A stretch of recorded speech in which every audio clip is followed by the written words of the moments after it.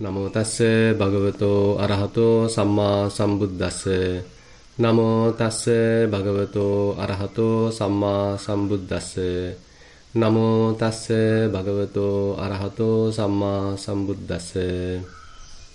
Dear friends in Dhamma, we were discussing Dvaitanupassana Sutta last couple of months actually.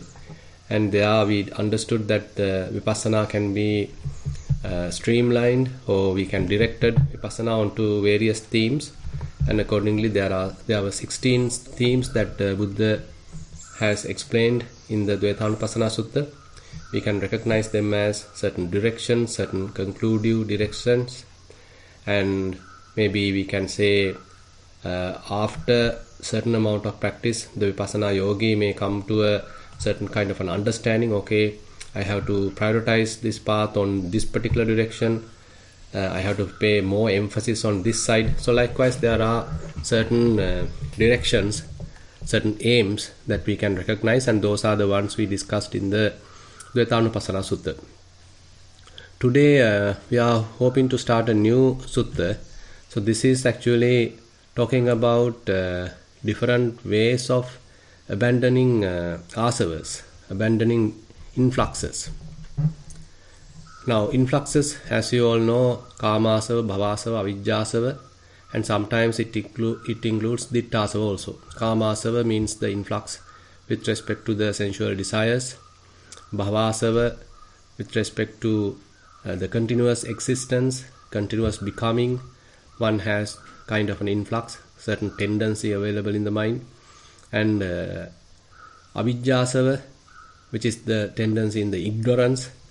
So we were continuously thinking there is a self here, there is a person, an individual.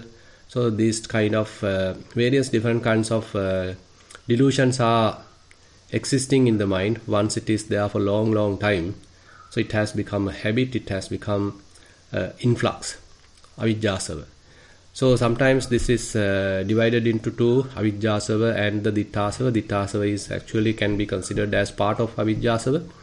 So ditthasava also emphasize the same attitude where we have certain wrong views. Avijjasava could be little broader, having a kind of compactness view, where there is no compactness, and then there is a kind of a sense of I happening as a result of continuity. So likewise, avijja can be pervaded at various different corners, and avijjasava in that respect is a kind of a broader term. Anyway, there are, in that sense, we can call as 4 influxes, and sometimes when the ditthasava is included into the avijjasava, then we can say only 3 asavas, 3 influxes. Now, actually, in this sutta, it is not immediately the question comes how to abandon our influxes, but the question will come in the middle. Before that, there is another interesting epithet that the Buddha is using, a kind of a riddle form that Buddha is using in order to overcome lower fetters. As you all know, there are lower fetters, what we call as the orambhagya sangyojana. Sakkaya ditti, vicikicca, silabbata paramasa, kamaraga, patiga. So that means Sakkaya ditti, the personality view, silabbata paramasa, thinking that the purification is possible using mere rituals, observances, and as a result of that one may continue adhering to those observances. That is the Sakkaya ditti, vicikicca, silabbata paramasa, and then the vicikicca is the doubt. So different forms of doubt are possible. Now these 3 are particularly, we are talking particularly in the abandoning of these three fetters. Sometimes we call as a very important thing in this practice, because then only one becomes a trainee, a seka puggala, a sotapanna, one who has attained the stream. So basically this indicates that these 3 fetters are quite important to understand. On the other hand, the other 2 fetters, kamaraga and patiga, particularly shows about the sensual desire, and then some sort of friction, some sort of impingement, a certain amount of hindrance available in the mind, and that is what ultimately manifests as hate. So those we'll discuss slowly as we are going through the suttas, and now we'll get into the sutta. At one occasion, Buddha was dwelling in Savatthi, and there Buddha made a kind of an inspired utterance. Usually inspired utterances are included as a separate book called Udana. In the Khuddaka Nikaya, there are several books. In that collection of books, Udana is one interesting book where all the different kinds of Buddha's inspired utterances are included.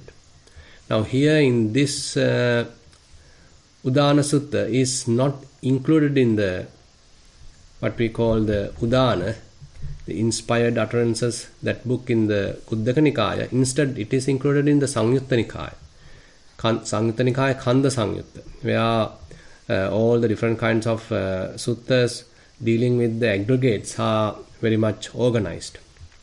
So there are also this inspired utterances included, and we'll see whether it is available at other places. Of course, it is available in other places as well. And now in this particular time, Buddha is making a inspired utterance. No chassang no cha me siya na bhavissa na me bhavissa titi. Evang adimucchamano bhikkhu chindeya oram bhagyani sangyojananiti. So he is telling no chassang no cha me siya na bhavissa na me bhavissatiti. Now this is a kind of a phrase that Buddha is referring, and he say if one is able to abide by this sort of epithet, this sort of phrase, or we can say this sort of an idea, a way of practice, then he would be able to overcome the lower fetters, 5 lower fetters. So then we need to find out what is this particular statement means. So this is very much like a riddle, by the way. And certain suttas are there, particularly Buddha say, okay, this is a wrong view. But there is a very slight difference in that statement when he is talking about it as a wrong view. But here Buddha is talking it has something very interesting, something very important. So there is a fair amount of information available about this phrase in Bhikkhu Bodhi's translation, particularly to this Udana Sutta, available in the Samyutta Nikaya, where he has gone through many sources and commentaries and trying to find out what exactly this phrase means. Because this is a little problematic kind of a statement, where Buddha mentioned no chassang no cha me siya na bhavissa na me bhavissatiti. Now Bhikkhu Bodhi translate it like this: it might not be and it might not be for me, and it will not be and it will not be for me. So this is the riddle, this is the kind of phrase that Buddha is talking. Now here, according to Bhikkhu Bodhi, people who are into the Uchchedavada, Uchcheda Ditti, where they think, okay, this body and the mind completely destroyed after the end of this life, and the person who is existing so far will ultimately vanished, or ultimately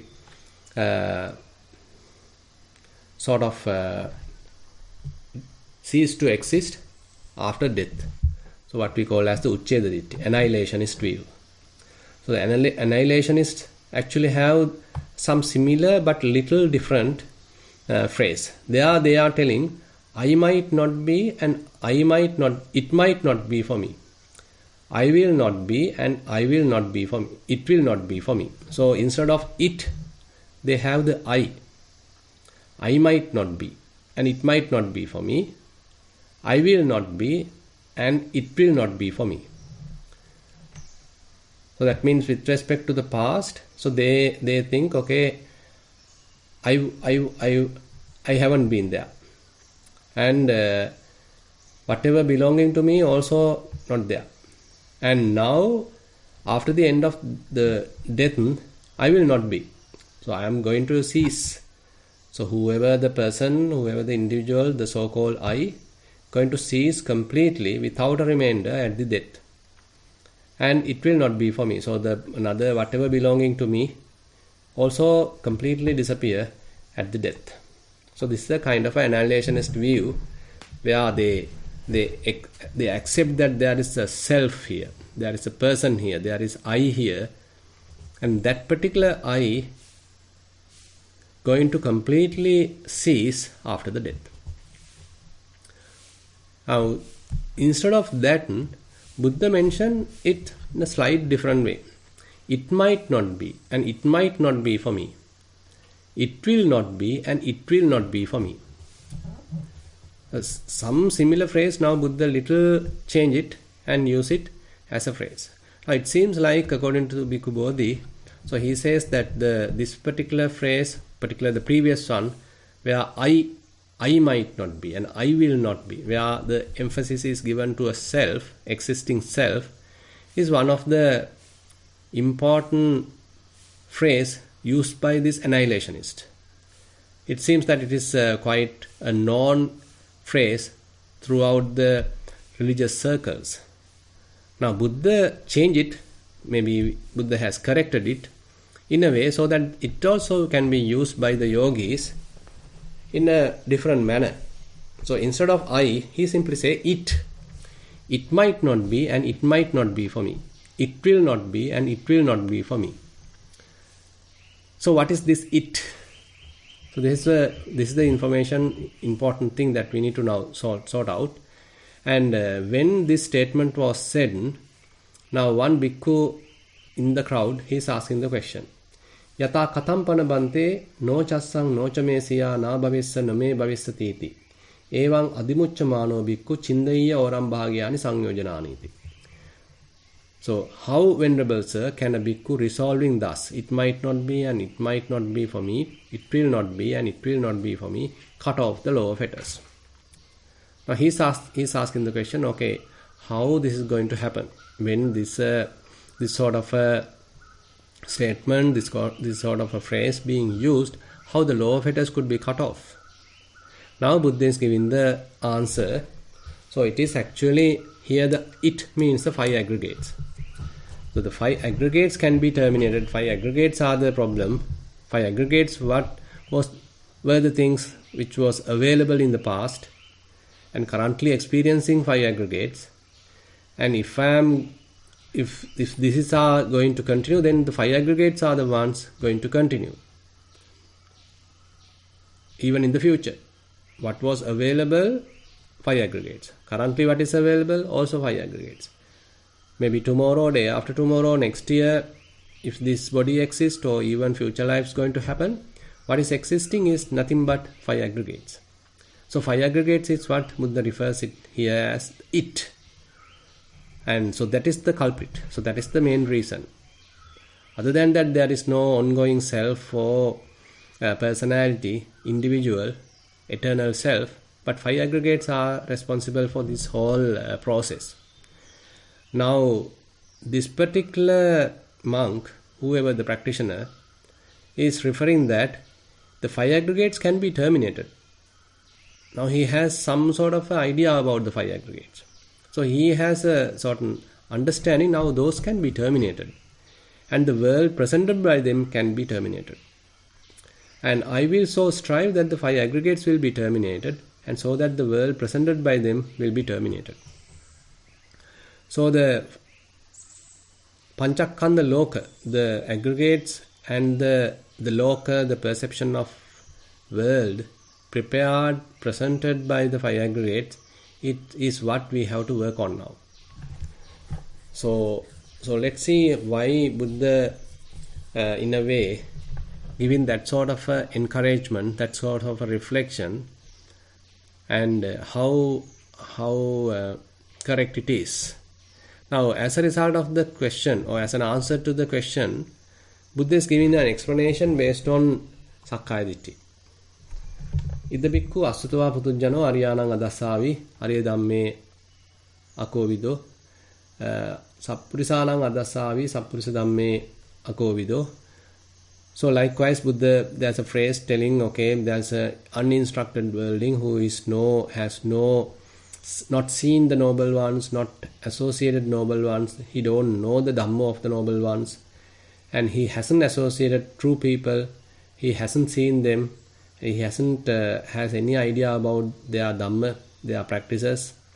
So how he regards? He regards Rupa, the form, as a self. Rupang attato samanupassati. Form as self. So that means this body is myself, basically. We already discussed this part sometimes before, but anyway, we'll describe them in a brief manner. Now, rupang attato samanupassati. Rupa vantang va attanang, attani va rupang, rupasming va attanang. So this is how it is basically explained. Now, there are 4 different possibilities of Sakkaya Ditthi with respect to each aggregate. Rupang attato samanupassati. Immediately, there's a kind of a coincidence. There's a kind of a resemblance. Okay, this body is myself. Immediately. And rupa vantang va attanang. So, this self has the body.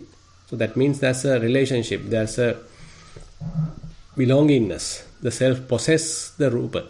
The self possesses the material form. That's another way of looking at it. Attani va rupam. That means self is something large, and in that self,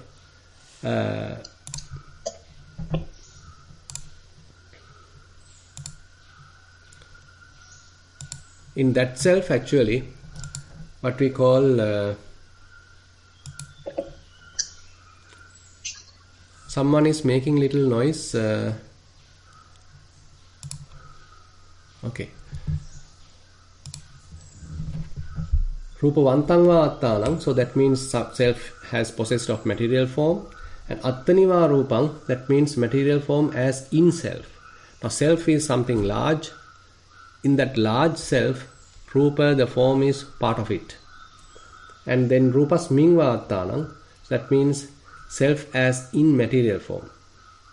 So material form is something large. In that large material form, self is very much like included.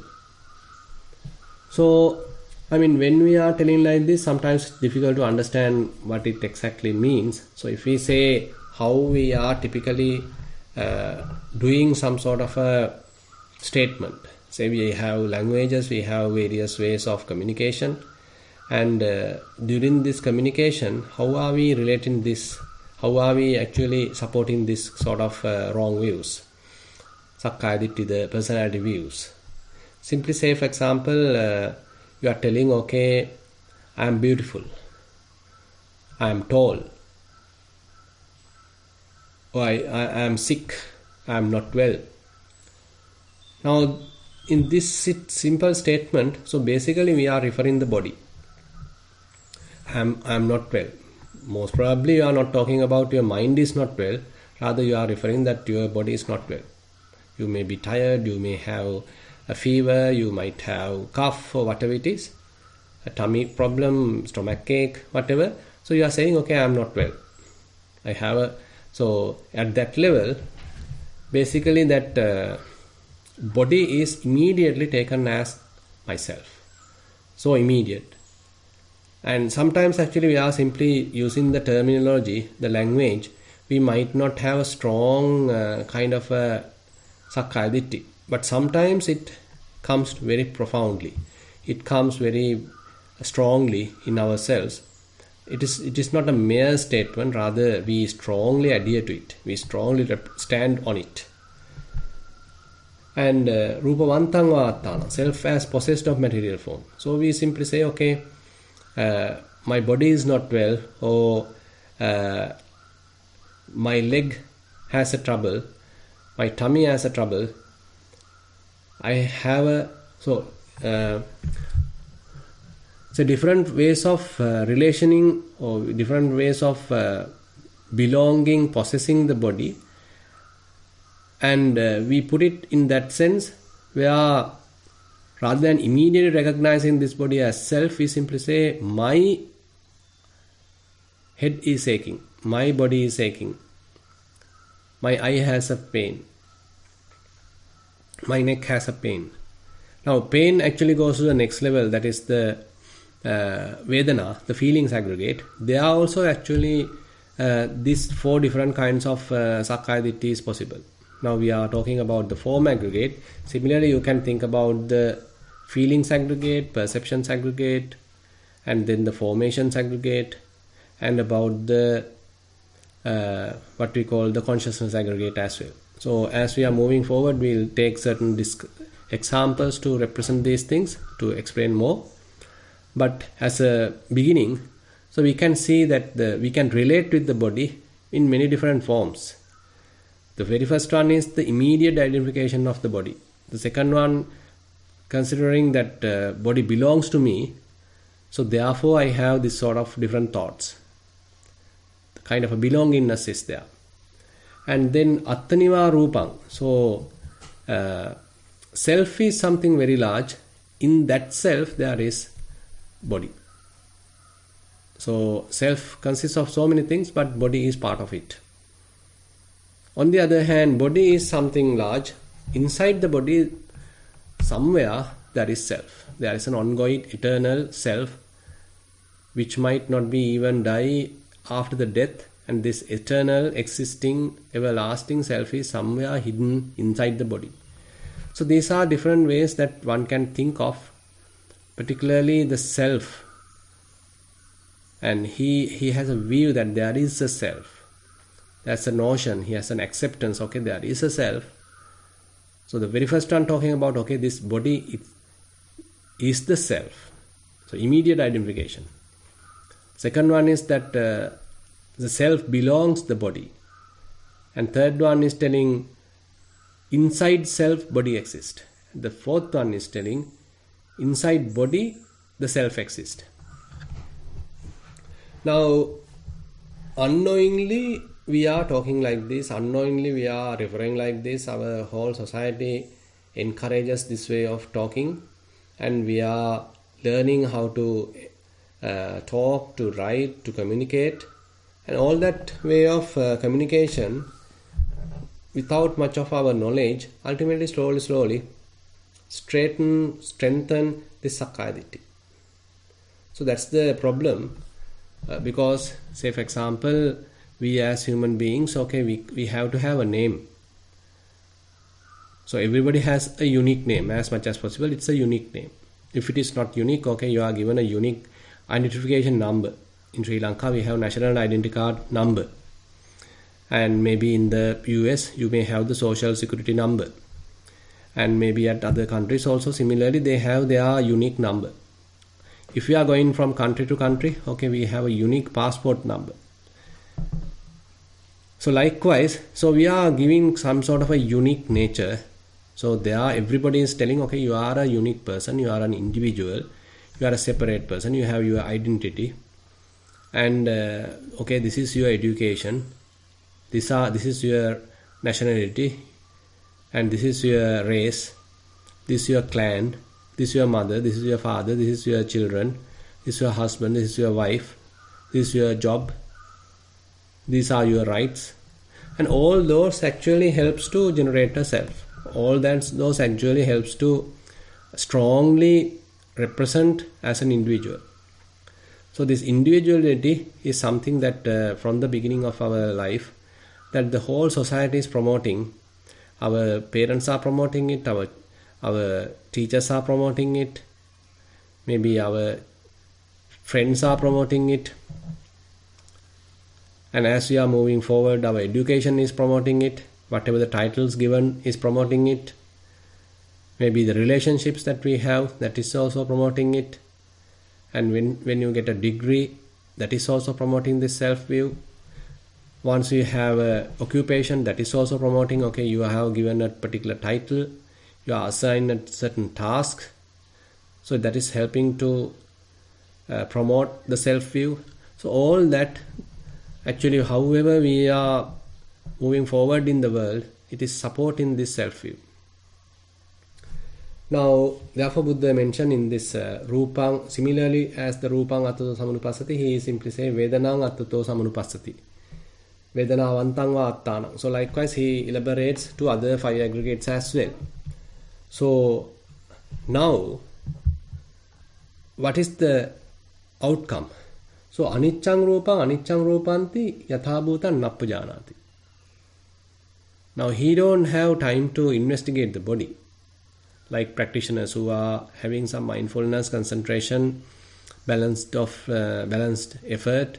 Now they are putting it to various bodily phenomena, material form, and trying to understand their true nature. So that kind of an exercise is not practiced by this uninstructed worldling. So he basically don't know about the impermanence of this body, impermanence of the material form. Now here I am referring the body just for easy explanation, but it is not limited to the body. So when we are talking about the material form, it's a huge area. It's a vast area that Buddha includes therein. So the body is one important part of it. That is what more closer to us. But all the external material form are also within this category, within this aggregate. Whatever the past form aggregates which were existed are all included in this aggregate. Whatever the future material form going to be existed, that is also included. Whatever very close material form available, that is also included. Whatever far material form included, now say something available in the very far, in another country, in another galaxy, that is also included. Whatever you consider as very superior type of material form, that is included. Whatever you considered as inferior material form, that is also included. So likewise, there are 11 dimensions that Buddha includes, so that we can say all different kinds of material forms are included in the form aggregate. Similarly, he explains to the feelings aggregate. Whatever the feelings that we can feel, I can feel as an individual, what are the feelings currently I am going through, that is included. Past feelings, that is included. Future feelings, that is included. Whatever superior, say very pleasant kind of, whatever the way that you define, that is included. Whatever inferior, painful, that is also included. And whatever the feelings that presently at this location we are going through, that is included. At far away someone is going through, that is also included. So likewise, this net is spreaded all around. So all different forms of feelings are included. Likewise, you can think of the perceptions, formations, and the consciousness. So it's a vast area that Buddha has included in these 5 aggregates. So therefore, we can say all the conditioned phenomena are included or divided into these 5 aggregates, these 5 categories. So outside the 5 aggregates, there is nothing conditioned. So all the conditioned phenomena are inside or included in these 5 aggregates. So if you are talking about something outside 5 aggregates, it could be only the Nibbana, the unconditioned. So all the conditioned phenomena are divided into 5 aggregates, and that is what we are talking now. But the uninstructed worldling doesn't have any thorough understanding about the 5 aggregates. So even though we as practitioners to some extent we know that these 5 aggregates are impermanent, but this person is not aware their impermanence. He don't know the impermanence of the body. He don't have thorough understanding about it.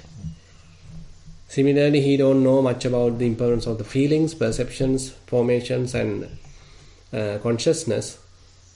So aniccang rupanti yatha bhutang nappajanati. He does not understand as it really is impermanent form as impermanent form.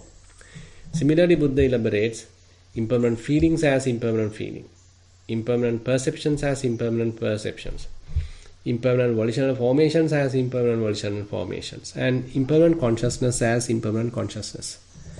So he has no idea about the impermanence at all. Then dukkhang rupanti yathabhutan napajanati. So when impermanence is there, transience is there, so these aggregates can't remain as it is. They are every time under the oppression of this impermanence. So therefore it is suffering, unsatisfactory. But this fellow don't have any idea about the suffering, imperfection or unsatisfaction. Rather he expect every time kind of a satisfaction, happiness from these five aggregates. He don't have much idea about the suffering nature of these five aggregates. Similarly, Buddha mentioned anattang rupanti adhabhutan nappajanati. He does not understand as it really is selfless form as selfless form. The form has no self. The form has no eternal ongoing self. But he has no idea about it, and he simply considers this body is myself. I am here, I am talking, I am sitting, I am walking, I am working, I am sleeping. So all that represent the bodily activities, but immediately I am referring those bodily activities as myself. So the self view is strongly ingrained in their mind. So if someone is telling, okay, there is no self in the body, so it's difficult to understand. Now, sankatang rupanti yathabhutan napajanati. Does not understand as it really is conditioned form as conditioned form. So the conditioned form. So as one is practicing, say for example, dhatu manasikara, so one particular insight that he may go through actually is the sankata nature of the five aggregates. Say for example, if you are going through Vedananupassana.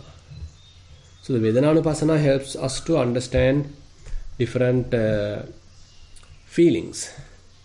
So those different feelings, as we are recognizing, probably the three characteristics are something that one can understand as one continues one's practice.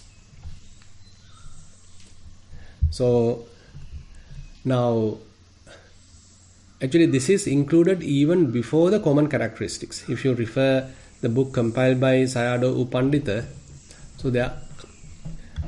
so there's a interesting book called Paving the Way.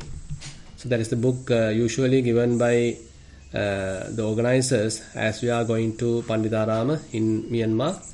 So there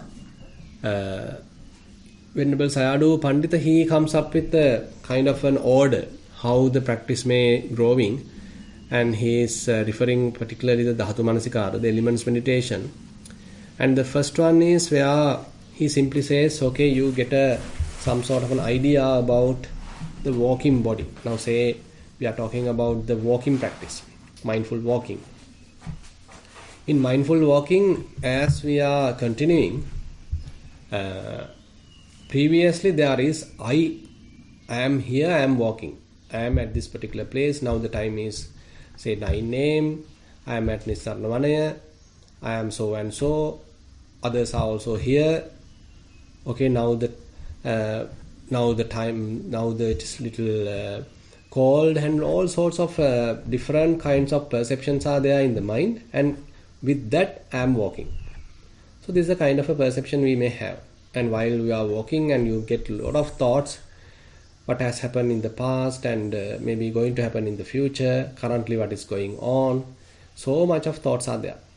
Now as we continue the practice, so all that unnecessary burden will be reduced, and your perception would be simplified simply to, okay, this body is walking. There's a body movement is going on. Okay, this is how I feels like. There's a bodily movement. The moving body is something that you can now fairly perceive instead of various other unnecessary information. So kind of a simplification is there. Sometimes we call as the sort of simplified view of this walking body. And next stage is where you are paying fair attention to below knees or maybe the soles. At that time, the fair amount of movement is something that you are recognizing. As a result of that, probably you now interpret, okay, it is very much like rowing a boat, very much like riding a bicycle, or very much like a robot. So there, further, rather than considering the whole body, now your attention is fairly concentrated, limited to the moving legs. So your perception has further simplified. All unnecessary additional things are abandoned, and instead you simply have the moving legs, and that you are representing, that you are perceiving like, okay, it's very much like rowing a boat, very much like riding a bicycle. So likewise you start representing, and afterwards only you may get a very close analysis of the say elements. There you may understand, okay, hardness is there, softness is there, heaviness is there, lightness is there, roughness is there, smoothness is there, vibrations, movements are there, heat and coldness is there. So likewise the very fundamental characteristics is the next level. What is called as the individual individual characteristics of the elements, private characteristics, pacchatta lakkana. So that is the third step that one may come across. And so Sayadaw Pandita mentioned, okay, this is the kind of an order that say you are going through. So you first come across this sort of private characteristics. You are recognizing the private characteristics of the earth element. You are recognizing private characteristics of water element. Water element probably you recognize as kind of a cohesion or fluidity, kind of flowing nature. So that is characteristics of the water element. And the heat element, different forms of temperature, ups and downs of temperature, is the manifestation of the heat element. And then air element, various movements are there, vibrations are there throughout the body. So that represents the air element. Okay, so now only you understood these individual characteristics, private characteristics of the elements. Now the interesting thing is, now all that unnecessary information, okay, your name and your age, whether you are beautiful, whether you are ugly, whether your education, where you are coming from, what is your nationality, your race, your education, none of those are available in the mind. Right now, what you know exactly right now is mere element characteristics. Now this is how the simplification process happens. And not only simplification, now actually we are emphasizing the elements characteristics. So the mind has fairly concentrated. Then only you are able to understand very precisely these individual characteristics. Now Sayadaw Pandita mentioned, okay, next stage is the Sankata Lakkana. So here Buddha mentioned Sankatang Rupanti Yatha Bhutan Nappajanati. So previously, before our practice, we don't know much about the Sankata Lakkana. Conditioned characteristics, sometimes called as momentary characteristics. Now, as you are closely observing, investigating these elements, then you may understand, okay, what are these momentary characteristics. You may see, okay, hardness is not something existing forever. Hardness is something quickly arising and going through very quick change, and ultimately it disappears. Say heat is not something existing for a long time, rather there's a quick arising of heat and existing for a short time and ultimately disappear. Similarly, fluidity, so kind of a flowing nature is there. So it may start to appear and then it is changing and ultimately it disappear.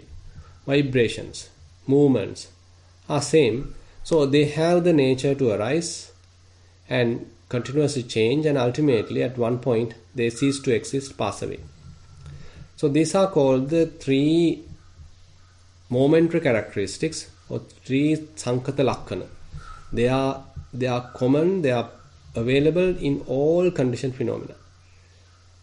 Sankatani Sankata Lakkanani. Tinimani bhikkave Sankatani Sankata Lakkanani Katamani Tini Uppado Panyayati Vayo Panyayati Tassa Anyatattam Panyayati. So Buddha explains in the Sankata Lakkana Sutta. So there are 3 characteristics of all the conditioned phenomena. So what are they? It is possible to recognize arising, the appearance. It is possible to recognize the disappearance or dissolution. And in between, change. There is no time to rest. Continuous change. Now, Sankatang Rupang Yatha Bhutan Nappajana. Now, the typical worldly person, uninstructed person, doesn't have a practical understanding about this phenomena. He hasn't done any kind of an investigation. Now, these are not merely theory that Buddha is referring here. Rather, say he has to have a fair amount of mindfulness, has to have a fair amount of concentration, and now he has to balance the effort, and that mind is now kept on certain different kind of phenomena, maybe bodily phenomena, and as he is continuing his investigation, at one level he may be thoroughly understanding this principle. That is where he can say, okay, now I understand what Buddha has meant from this formula. But as now Buddha is explaining, the typical people don't have this sort of an understanding. And previously we were discussing the common characteristics. So that is the next stage. So that as one is continuing the observation, investigation, they may understand how impermanent all this, how unsatisfactory all this, and where should I have any governance, or where should I have any control. All are changing, all are rising, all are passing away. I have very little influence. So this is how he may get into the common characteristics, Samanya Lakkana.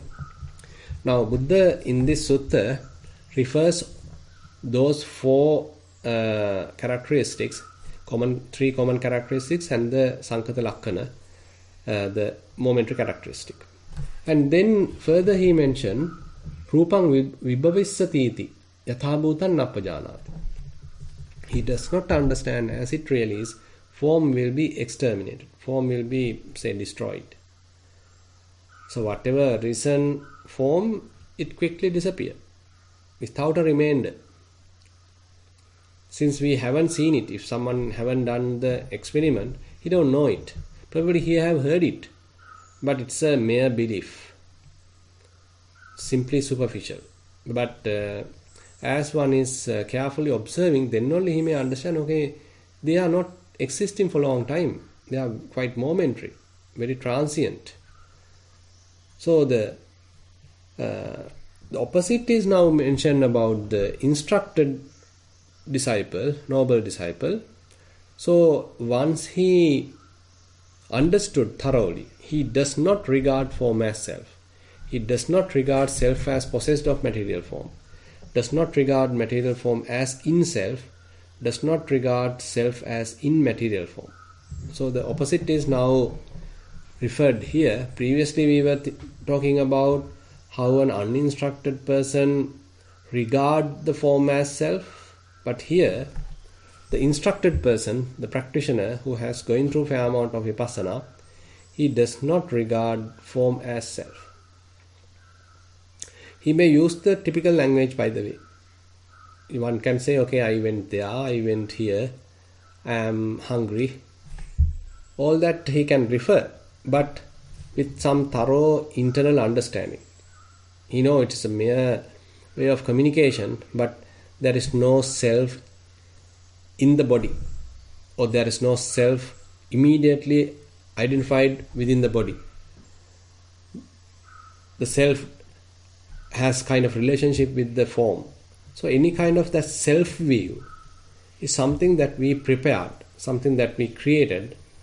So that is something he slowly understand where this self view is arising. With respect to body, where the self view is arising. Say for example, you have a group photo. and your mind is somewhat calm before you see that group photo. You didn't have any sense of I, but immediately you saw the group photo, and probably you had an interest. Okay, where I was during that time. Now you are searching your face and your figure in the photo. Oh, now you have recognized it. Oh, I am there. Now a certain amount of sense of I could be highlighted.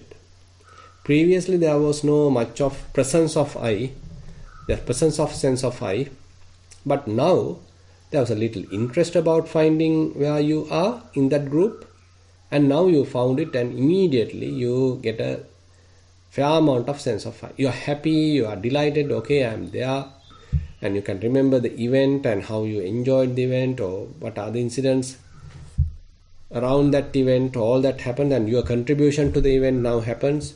Now come to the mind, and how appreciated your maybe presence or your contribution, how others have made, that is also coming. Now you are promoting a self. Slowly we are promoting a self here. Previously there was no such thing. You are in a very calm, relaxed, peaceful mindset. But now all of a sudden this group photo has caused to arouse different kinds of self-view. Different kinds of views which are promoting a self, indicating, okay, you are there, you are the important character there, you are the ones who organized it, you are the one done it properly, others have praised you, others understood your presence, others understood your important participation. So whatever the way, different forms of thoughts may arise and telling you, okay, you are so and so, you are an individual, you are very important. Without you, they can't exist. You are the one done it properly. So whatever the way, it is promoting a self. Now, the instructed person is trying to avoid this. If it is happening, he recognizes it, and he is trying to abandon it, not promoting it. He understands, okay, again now the mind is trying to delude me. The mind is trying to trick me. Mara is trying to trick me. So he slowly recognizes these illusory kind of thoughts, deluding thoughts, and he is trying to abandon them. The same thing applies for feelings, same thing applies for perceptions, same thing applies for formations and the consciousness. Now Buddha talks about the opposite, that is, so anicchang rupanti yatha bhutam pajanati. Now he knows, okay, this form is impermanent. This form is suffering. This form is non-self. And this form is sankata, that is the quite momentary. And it is possible to exterminate this form. That means this form, it is not lasting for a long time. Even momentary, it is dying. At the death, this form will disappear. It will completely disintegrate. It will be sort of absorbed to the earth. So there's a possibility that the form aggregate will terminate. Even momentarily it is terminating. It is not that we have to wait till the death. Each and every moment this form aggregate is rising and passing away. So he has seen it. He has understood it. So the instructed person, the practitioner, has completely a different view now. He know, okay, what is the nature of the body. He knows what is the nature of the form aggregate. He knows what is the nature of the feelings aggregate. He knows what is the nature of the perceptions aggregate. Various perceptions are there. Say you have a perception about someone, or you have simply a sign of something in the mind. It is appearing. But if you are not promoting it, it will disappear. It will wiped out from the mind. It may appear in the mind. We are the ones promoting it, that's why it is lasting for some time. Actually, it is not the same thing lasting. It may change into some other forms. Many other signs may support. They are coming up, they are popping up. So that is how we are feeding certain signs in the mind. Various marks, stains appear in the mind. But if we are able to recognize them merely as signs, they don't have enough energy or strength to last long time. They are quite transient. They will simply disappear. So when you start recognizing the mind, so more and more you investigate the mind, so you understand how these thoughts are quite fleeting, how these perceptions are quite fleeting. And even when you are using your senses, how to recognize this and that, how that recognition is so fleeting. So all that actually happening only when one is continuing the practice. Now, so there, Buddha now coming to the concluding remark.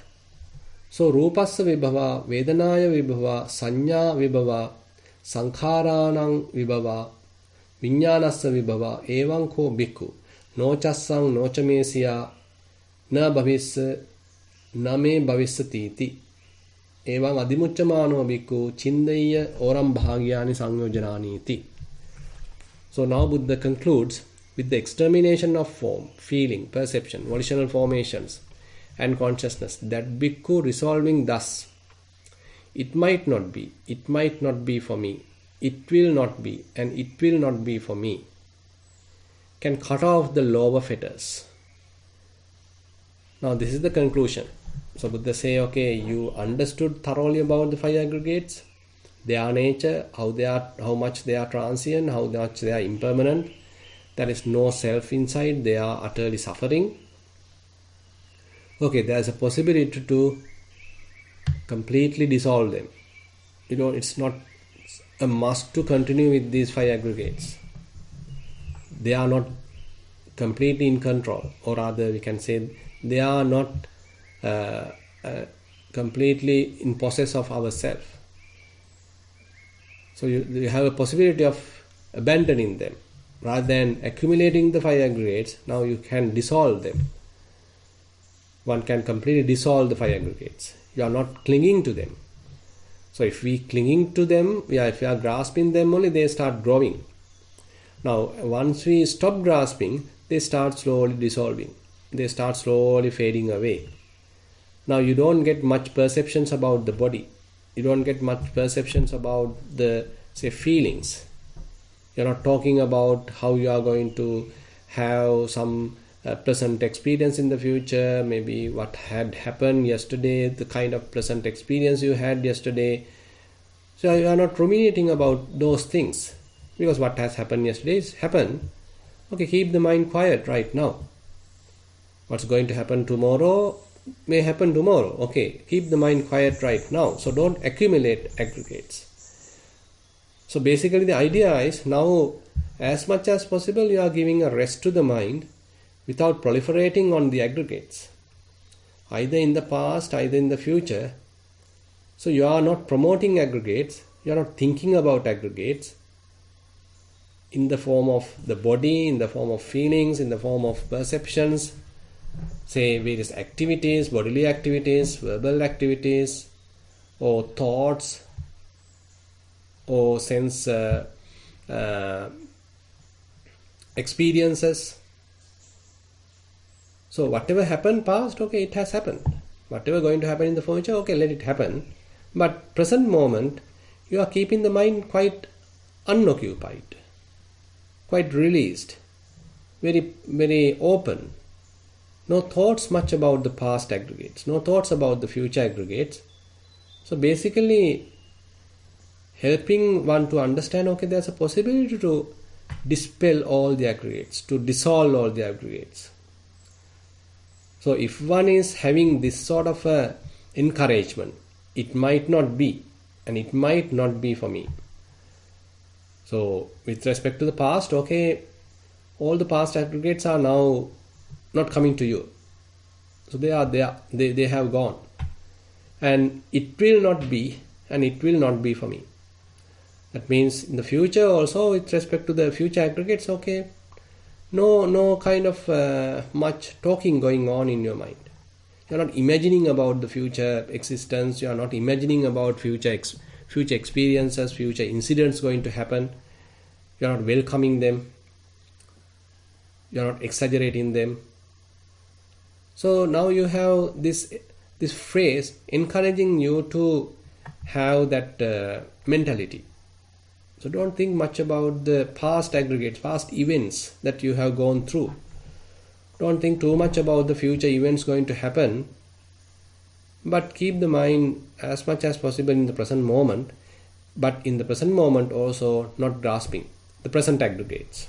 Whatever currently existing, those aggregates are also not grasped. So this is the kind of a motivation Buddha is giving here. Okay, we'll see what else is there in the next part of this sutta, maybe next week. So with that, I like to conclude today's sutta reading session. Now I like to open the session for questions.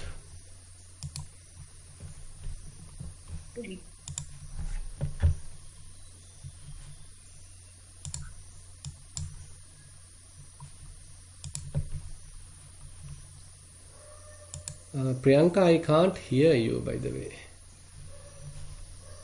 Can you hear now, Bande? Yes, now can. Thank you, Bande. Geshan, you can ask question. Nissarana, Swamin Wansa, I hope you can hear. Yes. Great. So, from the today's talk, one of the things that I thought of bringing up as what you mentioned about the Sakkaya Dikti and how we sort of communicate, and sometimes the person calls I have a problem, or my stomach is aching, or I have a bodily pain. So we communicate in such way without giving much of a reference. Correct. Is it because to a certain extent that how we have been taught, or back in the school environment or from home itself, how others have been communicating? Is there a component has gone into the communication as such that we don't be very specific? Even now when I talk about it as well, there are certain things I see in my communication, there are certain flaws as well. But I'm trying to explain in a way, is it because of the way that our system has been, maybe the education system, maybe where you were brought up and etc., and that has influenced you to explain certain things in that manner, rather than the way how this teaching sort of talks about. Is that a contribution factor? Definitely. As well? Yes, definitely. So our culture, our education, our social systems, our whatever laws, regulations, all are designed accepting there is an individual, and you are a separate individual, and all others are individuals, and all together we come to a maybe family, as a society, etc.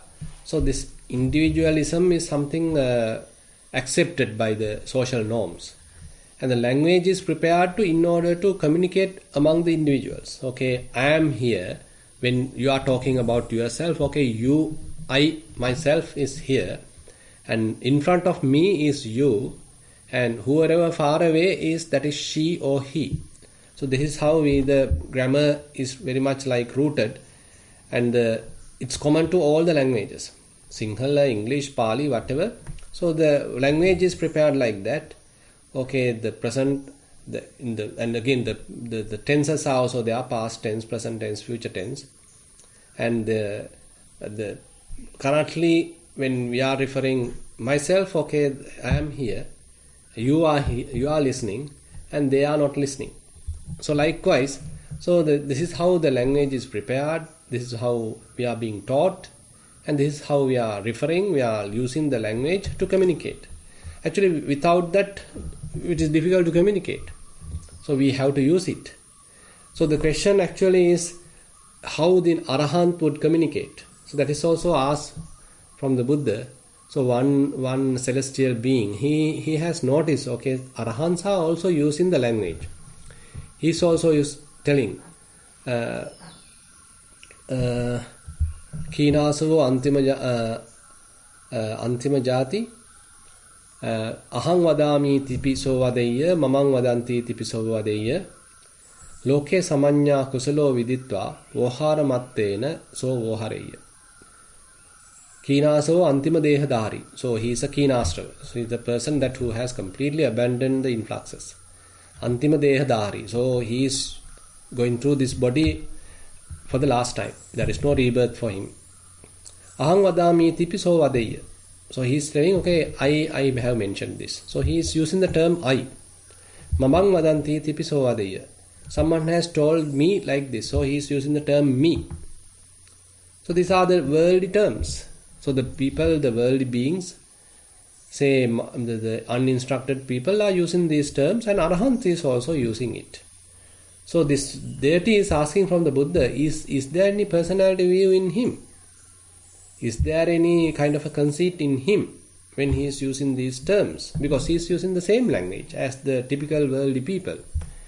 And then Buddha say, no, he is using the terms, he is using the language, he is using the vocabulary, he is using the grammar.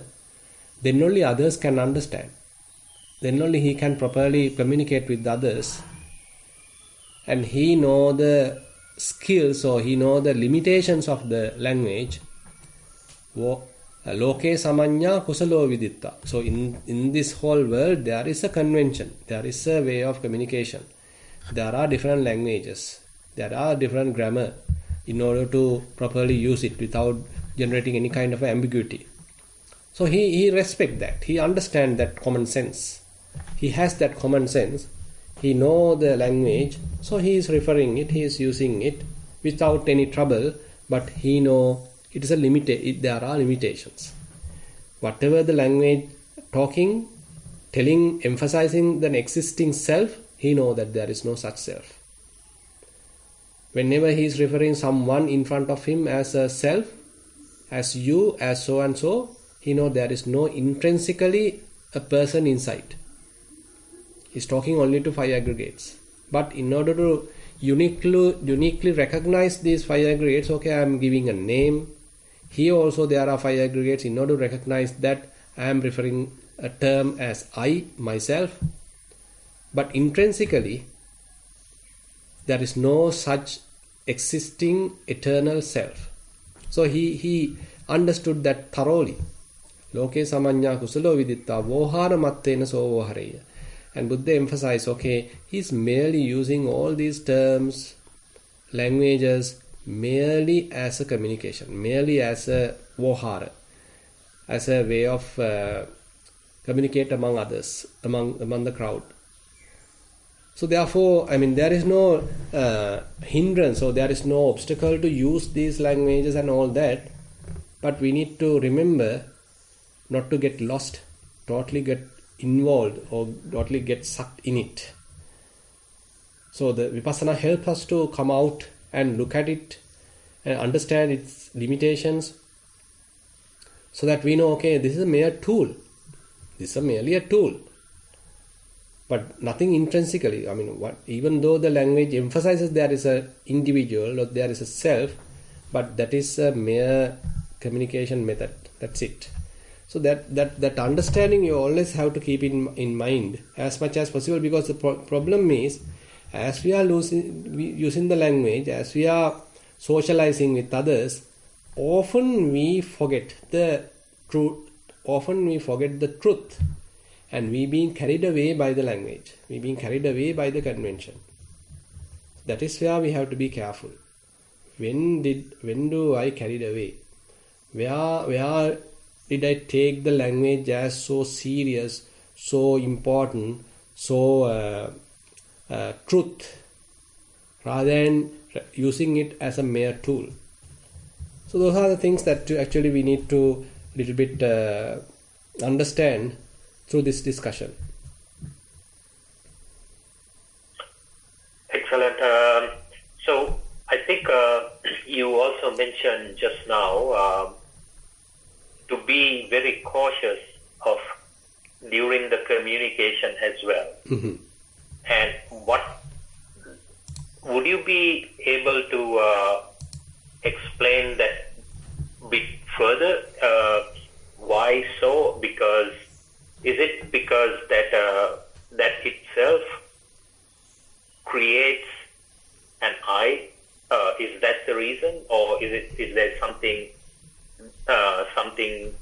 that is hidden that I don't see? Mm-hmm. Yeah, basically now, say for example, we did something. You say you participated in an event, and you contributed a lot for the success of that event. You are the organizer, and you invited the, say, distinguished guests, and you worked hard in order to make it success, and ultimately assume that everything was done very smoothly, very beautifully. At the end of the event, everybody came to you and they praised you. Okay, so and so, you have done a marvelous job, and chief guests were quite happy, and the participants were quite happy. They all enjoyed the event, and you are great, and next event also you can do so and so. So they encourage you, and okay, now the event is finished. Now you came back home. So after coming back home, so can you keep the mind quiet? Or are there many thoughts explaining, elaborating about the past event? How you organized it, how you sometimes make mistakes, how you somehow overcome them, what were the obstacles, how you did that properly, and how others came and sort of praised to you, how they request you to do the next event, how they expect you to take the sort of the say the upper hand. So that there's an emphasis on you. Now when all these thoughts are again and again popping up in the mind, so there's a great influence emphasizing, yes, there is a self, there is I am the important role, I have played the important role. So without me, I mean, this event would be utter failure. So I am the one who made it success. So I am very important. So slowly, these thoughts are tricking us again to highlight a self. Previously, it's a very first thought, second thought, it's a very, diluted, very subtle kind of a memory. But once we start promoting it, it may come to the surface, it may overwhelm the mind, and it will slowly, emphasize the existing self. So that is the sort of, say, danger in the language. So merely using it to communicate is fine. But when we are overusing it, when we are overemphasizing it, when we are, say, using it again and again for many times with respect to past events, with respect to future events, all that actually emphasizes or promotes a self. That's the problem. So that's where we have to be fairly careful. So how are we going to avoid that? So with respect to past events, so why are we all thinking on those past events? So is there any now, if there is any kind of advantage, okay, I have to refer a little bit about that past events, I have to learn something from that, okay, I have to write down the mistakes so that it may not happen in the future, fine, there's an advantage. But other than that, if it is I am just ruminating about it and promoting myself, I am having a slight smile, I am being proud about it, I am developing certain amount of conceit out of that, so that means we have gone wrong. We have gone beyond limits. So that is the area we have to be particularly careful. Understood very clearly. Thank you so much, Bhante. I think in the past it has happened as well, and but I understand what you're saying, and so one of the things that I try to govern myself in this communication. Yeah. I'm sorry, I'm getting an echo. And okay, now I'll stop there because I'm getting an echo. Okay. And I think I understand very well because in the past that I have done that, which I sort of think about it as well. This was maybe several years ago, and how myself was and what I do now. I try not to, but as you said, there are certain things that from certain experiences, the mistakes, and I try not to do it again and again. So you learn from certain mistakes, but just don't want to go and talk about it. Or if there are great things you have done, don't want to talk about it. It's just so. Yeah, it's very clear. Thank you so much, Bhante. Yeah. Thero Saranai. Thero Saranai. Yeah.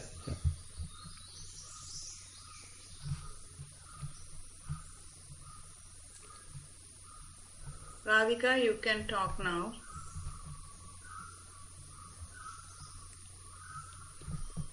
Thank you. Bhante, can you hear me? Yes, can. I have 2 questions. Yeah. The first question is, I asked you a few weeks back the difference between Cheto Vimukti and Panya Vimukti, and you asked me to listen. You gave me a link and asked me to listen to a sutta. I did. That sutta was very good. It was hard for me because it was in Sinhalese, so it took a long time. But I have a much better understanding that Cheto Vimukti is really from Samatha meditation. You go to these 4 immeasurable, like for metta and the nothingness and the emptiness, and then from there you have to move to Vipassana to get the 7 factors of awakening developed, and go to the unprovocable awareness release. So that was very clear and it was really good.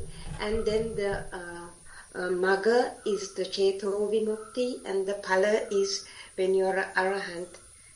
But how does it work for the 3 stages of Sotapanna, Sakadagami and Anagami? Is there a lower level of Cheto Vimukti and Panya Vimukti for Sotapanna? Or how is it that you come to something else, some other level? Because they say Sotapanna also, Magga, and then Sotapanna Phala. And then they say the same for Sakadagami. So how would you know the sutra, and even the Godatta Sutra, I read that because you had referred to it. That also explains only the one for Arahant. Yeah. So how, can you please tell me what it is for a Sotapanna or a Sakadagami? Yeah, actually 2 forms of Arahants are explained in the Dhamma. What is the Panyayamukti and the Upato Bhaga Vimutta. So Panyayamukta is the one who completely liberated through wisdom. Upato Bhaga Vimutta is the one who has not only Panyayamukta plus he has Samatha attainments also. So that's why he has both Samatha and Vipassana. So he is the Upato Bhaga Vimutta. Now Panyayamukta term is only referred for the Arahants, but I haven't seen it being used for the Sotapanna, Sakadagamis or Anagamis. So the Panyayamukta term is usually referred to the Arahants. But on the other hand, for the Seka Puggalas, Seka, what's that, trainees, there are other terms used. Instead of Panyayamukta, sometimes it is called Dittipatta. Dittipatta is one term used for stream winner or maybe Sakadagami, Anagami. Commonly for other Seka Puggalas, a term Dittipatta is used where they have come to a thorough understanding about the Dhamma. They have realized the Dhamma to some extent. And certain other categories called the Saddhavimutta. Saddhavimutta is where they are also trainees. They are also what you call the Seka Puggalas, but their emphasis, their strong faculty is the faith. Previously in the Dittipatta, the strong faculty is the wisdom. Here in the Saddha Vimukta, the strong factor is the faith. So that those two terms, say Saddha Vimukta and the Dittipatta are used, not the Panya Vimukta, being used for the Seka Puggalas. So how would you then distinguish between the Sotapanna Phala and the Magga? So that's difficult. I mean, that's a thing. So one may be continuing one's path, and slowly one may achieve the phala, and so at what point it has happened. So that is something, I mean, difficult to recognize even. I don't know. I mean there are different kinds of views about them. Certain teachers say, okay, once you simply understood that the certain defilements are not there, okay, you can say that you are a Sotapanna, you have attained the Sotapanna Phala. But on the other hand, certain suttas like Kosambya Sutta, where Buddha comes up with a kind of a criterion, there are 6 reflections are there. So you need to do those reflections often, and then only you can thoroughly, or can without a mistake, you can say with some assurance that you have achieved it. So those reflections are not sort of easy reflections, and without much conceit, without some, with a proper understanding, you have to conduct those reflections. You need to apply those reflections to yourself, and need to do a kind of an evaluation.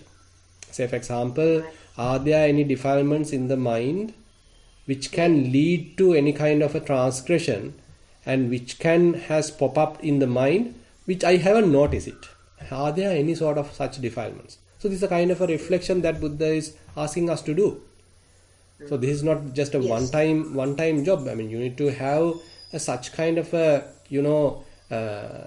understanding. Are there any those kind of defilements? Did I acted without much of mindfulness, under the influence of certain defilement? Did I act like that? Later on, I understood, okay, I came through all these various defilements. I have ignorantly acted. I have blamed someone. I have hit someone. So at that moment, I was not completely aware of it. What has happened? I am completely unaware. So that means I don't have that proper quality. So likewise, so the qualities that Buddha mentioned there on those 6 reflections are very, very, very interesting. And so that is the kind of a criteria Buddha has given us to, reflect. And then only you can safely decide, okay, I have achieved the Sotapanna Phala.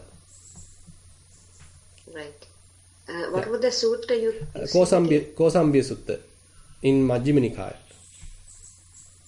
Oh, thank you. Yeah. Now, the other thing I wanted to ask you was, Jennifer very kindly told us that there is a retreat in English with Bhante at Bhante Gunaratna's monastery, but she didn't tell us whom to contact or whatever, who the contact person is, and how to, if you want to, I wrote to that name she gave, but they didn't reply to me.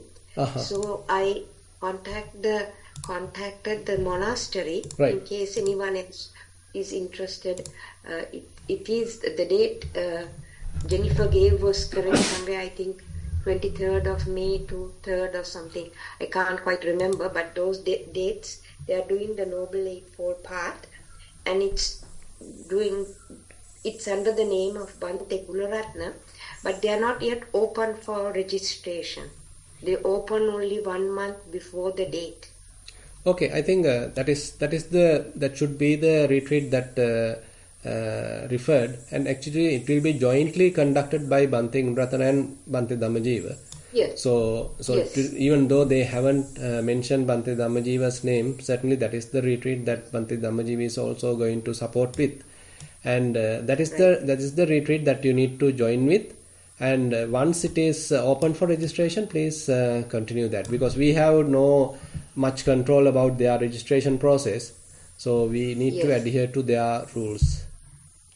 Yes. Yeah. So Bhante, is there any retreats in Sri Lanka that you are doing in English? Because I thought that the one in London, Ontario was to be in English. They told me that it was going to be in English, and I registered for it.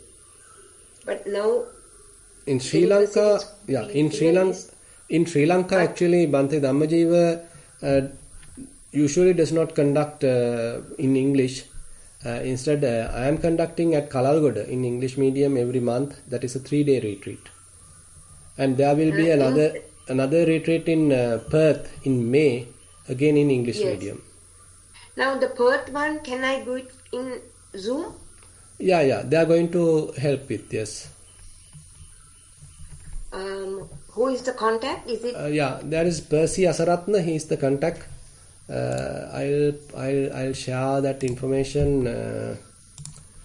Percy's email address I'll give you. Yeah. It's difficult.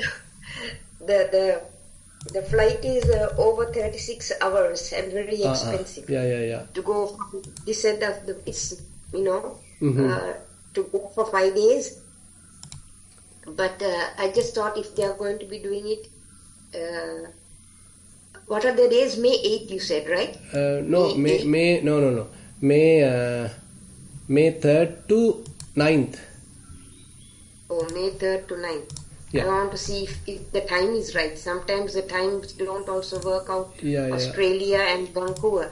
But I will check this Percy. If you have his contact information, please. I'll put the chat.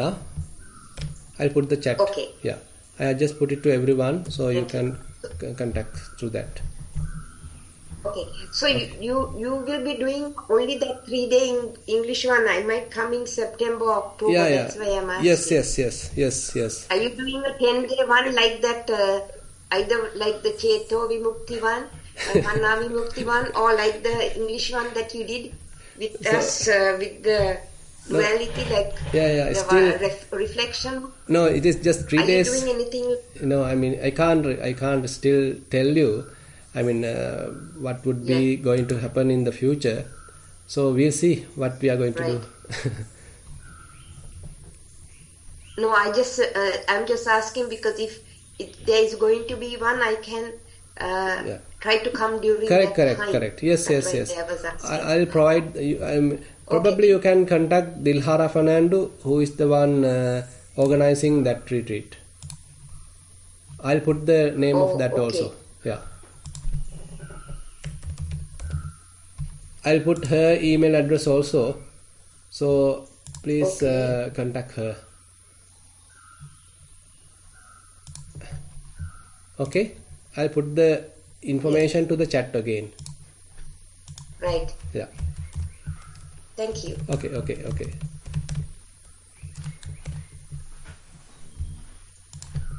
Okay, we can go to the next one. Yeah, Theruvan Sannai. Mahesha, you can talk now.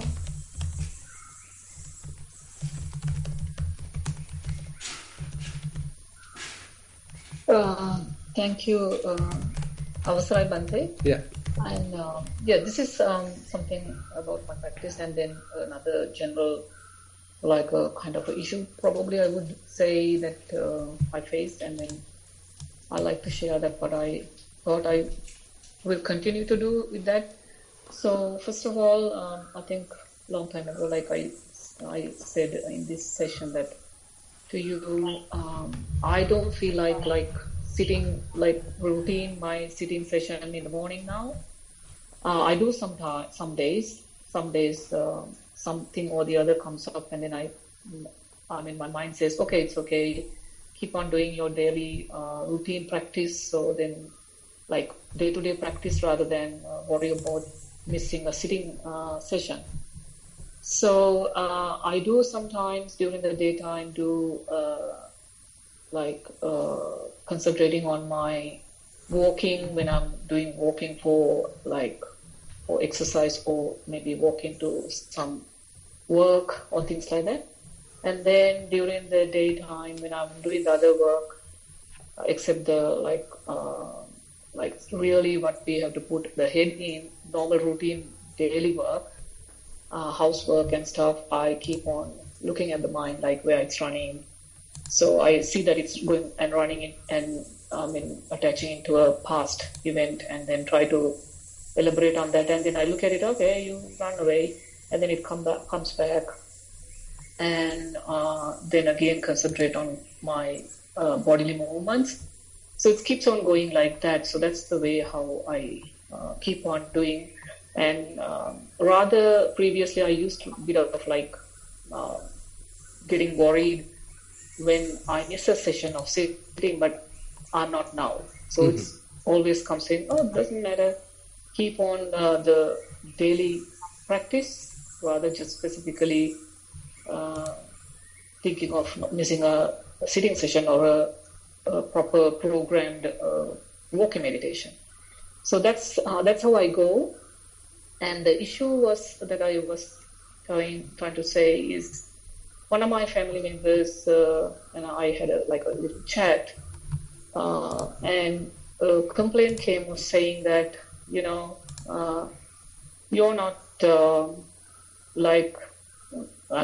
accepting when we bring up a friend and introduce to you. You just keep quiet and not tending to create a positive relationship. You just we see you'll try to ignore people. And then I asked why you said like that, and then they came up with two examples.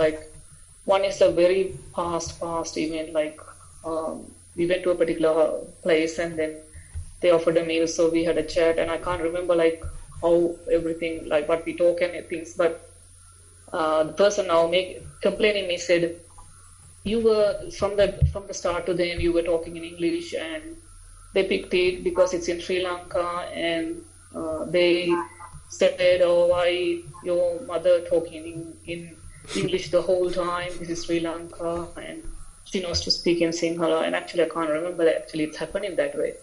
So then I said as an answer, I really can't understand. I can't really remember what was the conversations and what I talk and all those. And I said, oh, if it's really happened and if they got hurt because of my speaking in English, now I can't do much about it because it's past. And okay, I will think about it in the future when I'm doing something, especially about the language.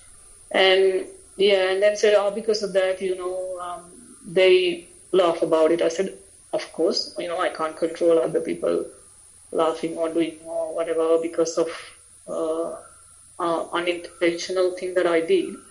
I didn't do it to, think it to show off or to hurt someone.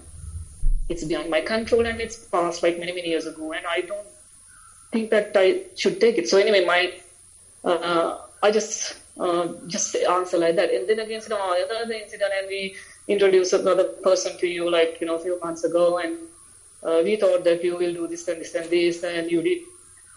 And I said, oh, really, if it's happened like that way, I have no idea why it happened, and I don't think that I did anything wrong, because maybe that's how I am. Then came the example saying, oh, the other day your friend came, or someone you met in a retreat came over and you were talking very nicely, and you were the usual person, we were watching you. We thought why you, talk to someone that's your friend, and then when we bring a friend, you don't behave in that same way. I said, actually, I have no idea what you all are talking about, but the things are happening that way, then I will think about it, what's up and why you people are getting hurt. And so that's the complaint that I got. So then after that, I actually told about this to my husband, who is my life partner, and said, no, this is the complaint that I got, and do you think that I did something wrong? And he said, oh, I don't know, I can't understand what's people thinking, what's the other person who made the complaint thinking. Better try to adjust according to the way that they like you to behave. Mm-hmm. And then I actually elaborate on that, and I actually made the decision, no, I shouldn't be, like changing myself, because I'm not doing them intentionally. Not that I don't want to make friends, not that I really like friends. Now it's a neutral thing, like if someone talks, I talk. And if the topic is right, I talk. Otherwise, I just keep silent. And so that's the way. So I try to explain because it's a family member, I have to explain that. And they really said, oh, you must change, you must change. Otherwise, it's really hard for our relationships and things like that. So the problem is in this country, they comes with all sorts of relationships, positive relationships like that. Yeah, I mean, sometimes, Mahesha, I think, we can understand the situation. So sometimes, yes, I mean, we are not intentionally making someone worried or intentionally making any mistake, but still the way that we behave, sometimes others may not appreciate. They have their own way of interpretation, and of course, we can't control their way of thinking, as you correctly mentioned. But if possible, it is our duty to, at a particular place, if there is a particular way that we have to behave, if we can use our common sense so that we are properly behaving, so that others may not sort of get offended or feeling bad about us, something like that. But on the other hand, we should not go too much acting like something, and so completely artificially acting becomes real hindrance to us, and it will be a burden to us. And it's very difficult just to satisfy others, completely behave in a different way other than showing other than behaving the natural way. If we are trying to act, it will be a real burden to the mind, and we are simply behaving the way as usually, and that will be more convenient. But if we are trying to act simply just to satisfy others, then it will be a real artificial way of representing us. It will be another way of deluding others. That is all the thing. So anyway, as we are continuing the proper way of naturally behaving the way whoever we are, so slowly they will understand, okay, even though this person has behaved like this, he doesn't internally have that sort of a trait. Rather, he is simply continuing with that. I mean, there is no any particular way of hinting us or hurting us or something like that. So if you can remember, there are even arahants who has used certain harsh words, but there is no grudge or there is no hate inside their mind, but they have simply used that as a habit or something like that. So anyway, by the way, I have to stop the discussion here. We have little exceeded the time. I have to attend to some other activity as well. So I like to conclude the Dhamma discussion here today, and I hope we can conclude here. Mahisha, I think it will be okay. Yeah, thank you, Bhante. I got the answer here. Thank you. Thank you, Bhante. Okay, then thank you very much for all of your participation, and today also we have spent fair amount of time discussing this Dhamma and participating in the Dhamma discussion and listening to Dhamma sermon. And whatever the merits that we have accumulated, we will share with the celestial beings and with our passed away relatives and whoever in need of merits. And we wish these merits help us also to attain path fruition Nibbana. We will recite the traditional verses. Ettavatacha amhehi sambatang punya sampadang sabbe deva anumodantu sabba sampatti siddhya. Ettavatacha amhehi sambatang punya sampadang sabbe bhuta anumodantu sabba sampatti siddhya. Ettavatacha amhehi sambatang punya sampadang sabbe satta anumodantu sabba sampatti siddhya. Akasattha ca bummattha deva naga mahiddika punyantang anumoditva cirang rakhantu sasanang. Akasattha ca bummattha deva naga mahiddika punyantang anumoditva cirang rakhantu desanang. Akasattha ca bummattha deva naga mahiddika punyantang anumoditva cirang rakhantu mamparang. Idang vo ñātīnaṃ hotu sukitā huntu ñātayo. Idang vo ñātīnaṃ hotu sukitā huntu ñātayo. Idang vo ñātīnaṃ hotu sukitā huntu ñātayo. Imina punya kammena māme bāla samāgamo satang samāgamo hotu yāva nibbāna pattiya. Imina punya kammena māme bāla samāgamo සතං සමාගමෝ හෝතු යාව නිබ්බානපත්තියා ඉමිනා පුඤ්ඤ කම්මේන මාමේ බාල සමාගමෝ සතං සමාගමෝ හෝතු යාව නිබ්බානපත්තියා සාදු සාදු සාදු